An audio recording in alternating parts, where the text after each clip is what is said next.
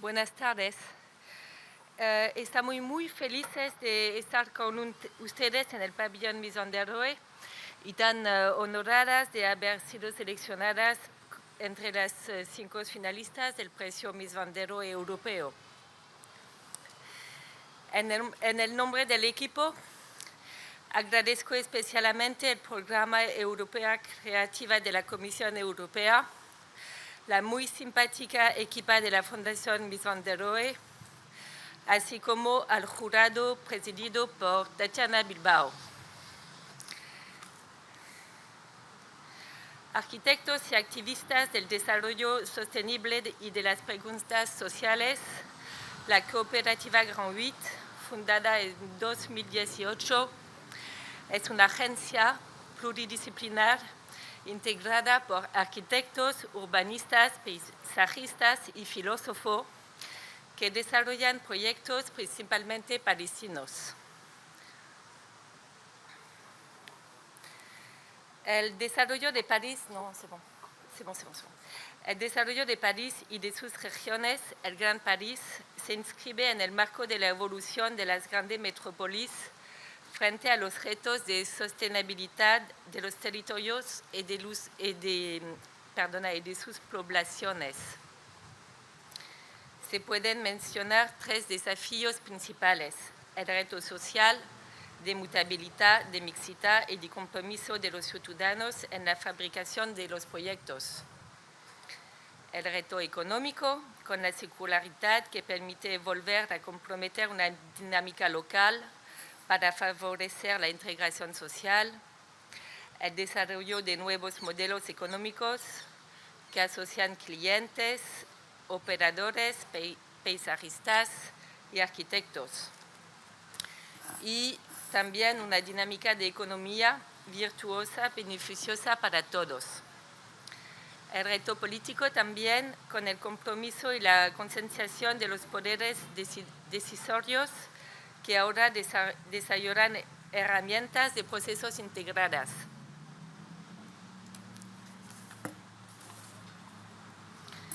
Nuestra agencia se desarrolla en este contexto muy específico del este de París, donde el mundo asociativo es muy rico y donde los retos de transformaciones sostenibles son importantes. Por ejemplo, participamos en estos proyectos que se realizaron en un radio de menos de 1 kilómetro alrededor de la agencia. Un café para los niños, una consigna de equipaje para albergar a las personas sin hogar, la Escuela de Arquitectura de Paris-La Villette, el lugar de referencia de encuentro en torno a la economía social y solidaria, un lugar en torno a las actividades relacionadas con la industria textil de reutilización y la abierta a la cultura, y también la Ferme du Rail. La Ferme du Rail es un proyecto sostenible y holístico que responde a múltiples contextos. El contexto político, porque en 2015 la ciudad de París lanzó una convocatoria de proyectos llamada Reinventar París. Se trata de habilitar 23 emplazamientos en París intramuros, entre los de que se encuentra el actual sitio de la Ferme du Rail. Situado junto a la Petite Ceinture, para traducirlo puedo decir el pequeño cinturón, que es una antigua línea ferroviaria. El contexto social, que es un proyecto solidario que, gracias al tejido asociativo existente, ha permitido el desarrollo de una comunidad abierta a la ciudad, articulada en torno a la reinserción mediante el trabajo y la vivienda. Y económicamente, porque el objetivo era pensar un proyecto global que favorecería una economía virtuosa articulado a diferentes escalas. La escala del proyecto, el programa y el presupuesto fueron elaborados conjuntamente por arquitectos, paisajistas, clientes y operadores. Y este programa integra viviendas, actividades, servicios que utilizan exclusivamente recursos locales que permiten la independencia financiera. Y las escalas local y global, gracias a su economía circular, el programa y su gestión impacta positivamente el barrio y su región. La Ferme du Rail es un proyecto ambicioso por su dimensión holística y sostenible que responde a las preocupaciones actuales de los retos climáticos y de las evoluciones sociales. Good morning, good afternoon, everybody. The Ferme du Rail, as Chile says in Spanish, is the neighborhood solidarity location where market gardening techniques are employed to valorize the collected organic waste. This project offers an urban agriculture model which has its roots in a local ecosystem. Located on the edge of the Petite Ceinture, an obsolete railway track that encloses Paris, it offers 5 students and 15 persons in need accommodations, a public open restaurant, and agricultural work locations such as a productive greenhouse, a mushroom growing cave, and everywhere permaculture gardens, including facades, residence balconies, and also rooftops. Born from the local residents and association desire to build a place that combines urban agriculture and solidarity, the Ferme du Rail aims to integrate vulnerable people and give them a place in the city. This is part of the neighborhood social fabric by generating agricultural services, by creating jobs, and by offering an open and to all conviviality and sharing place. With the farm ecosystem, we intend to demonstrate that we can minimize energy, food, and financial resources needs and the carbon footprint impact by implementing a circular economy. It develops short-circuit market gardening activities, which allows training to its inhabitants.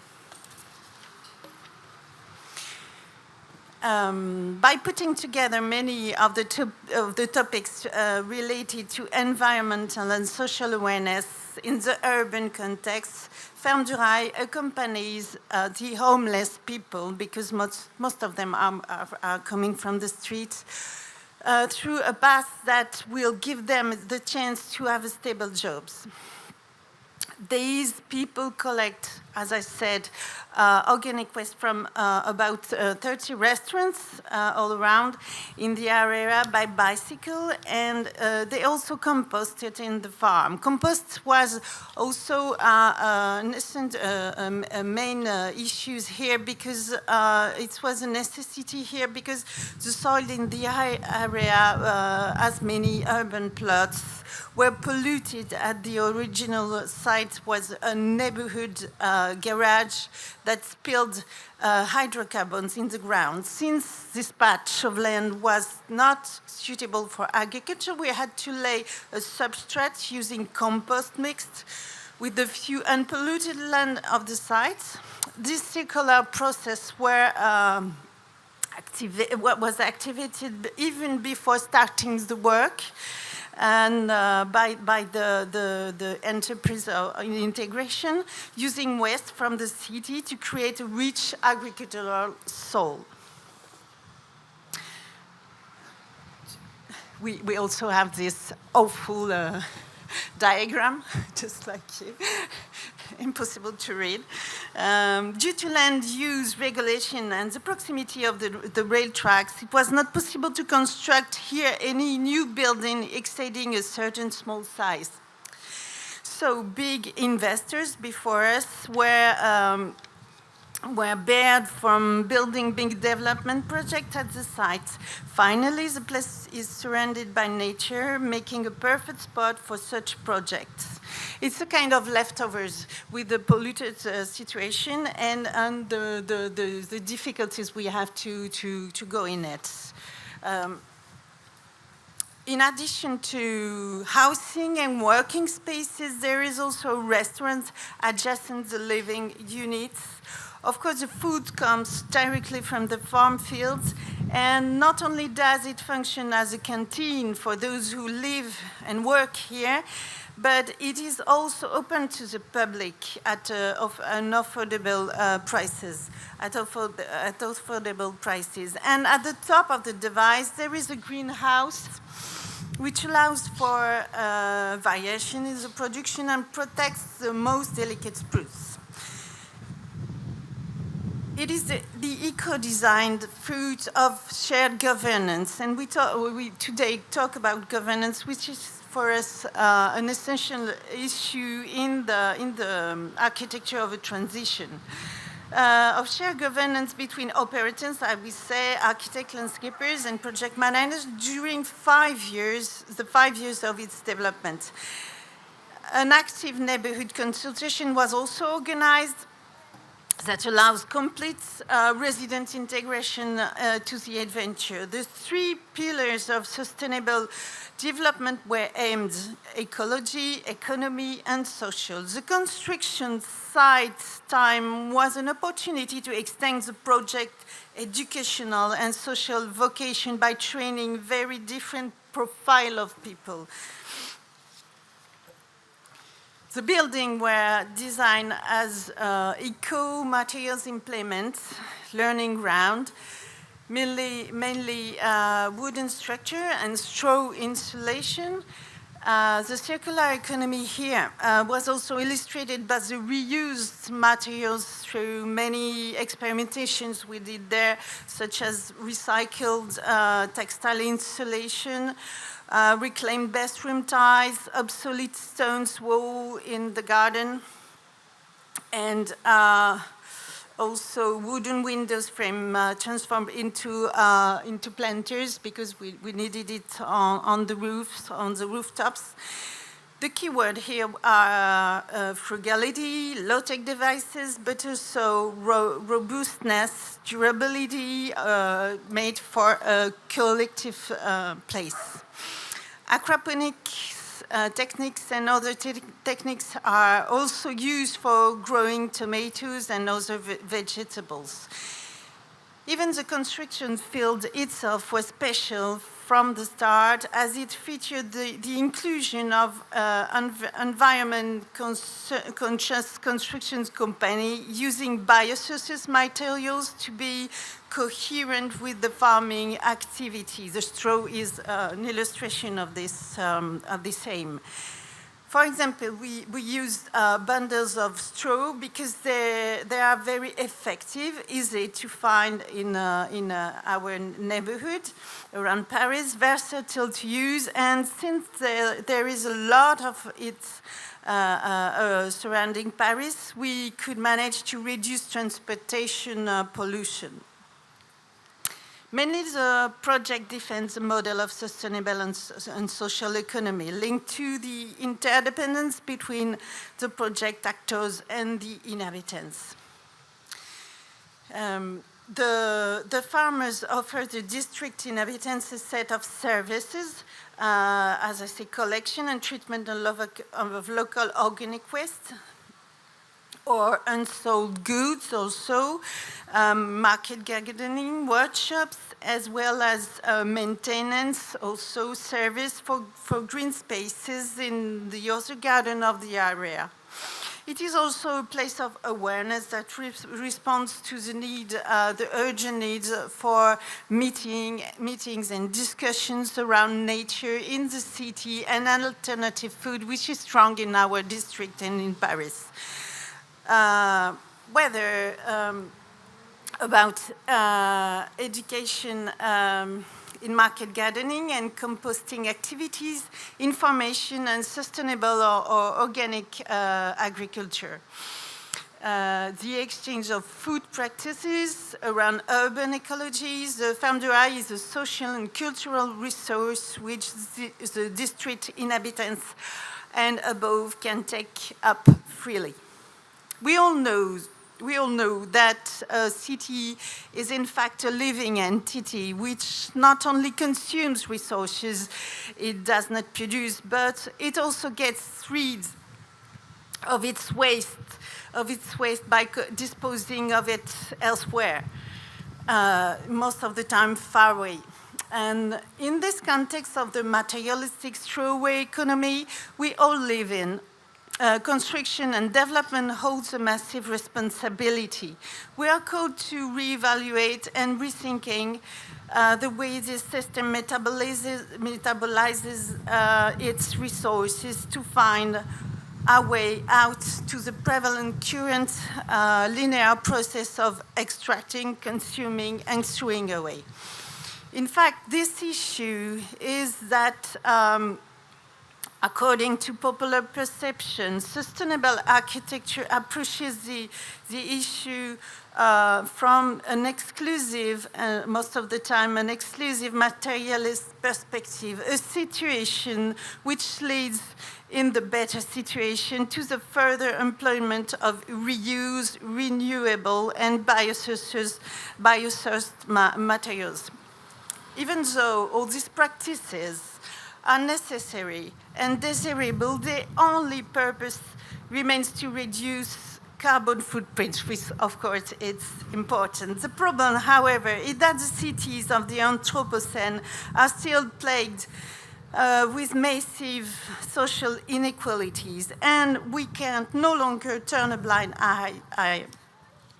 We believe consumption reduction and social inclusion constitute two sides of the same coin. The urban leftovers are not only materials, but also human beings. We think that coexist is to hold together what is left in the margin, both material things and human beings. Our starting point in our work is to imagine how those who are left out of our cities can, through labor, most of the time, rebuild themselves and build living spaces using discarded materials. With the experience of the ferme du rail, we wanted to radicalize our reuse and biosourced material approach. These practices have to overcome a lot of preconceived fears, as it was said, and obstacles such as in insurance and logistic issues.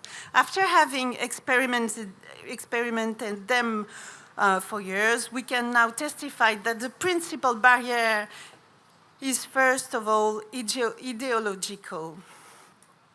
And we think that the better way to overcome this fear is to return to the place of trust among the actors of a project. The design approach was here to take whatever we have here and now, whatever we are able to collect from our surroundings, in order to respond to our needs without depending on any external factors. We are looking for local materials and local human energy, since human energy can also be considered as a local growing resource. Everybody needs purposeful and meaningful work. Everybody into process of creating living spaces needs to understand their role into the material life cycle. We are also convinced that architecture has a unique ability to dignify people. It can make people feel valued, respected, and it has the power to stop hiding those the city dismissed. The way we see it, urban labor and craftsman skill are also precious local resources. Our aim is to show how reusing and biosourced materials represent an amazing opportunity to create employment and local material channels in order to generate empowering tasks for the workers, and to reduce our carbon footprint. This is why, in partnership with the City of Paris and many local craftsmen and women, we created a training program for people in integration to learn about the specific techniques of the circular economy. This program also includes architects, craftsmen, project managers, and clients, or Frederic doesn't like this term, clients, in order to involve the whole chain of actors. What we want to claim is share with you is that the construction site, the specific moment of assembling materials, is the right place of another coexistence. Building with the leftovers is a handsome way to create links. Thank you.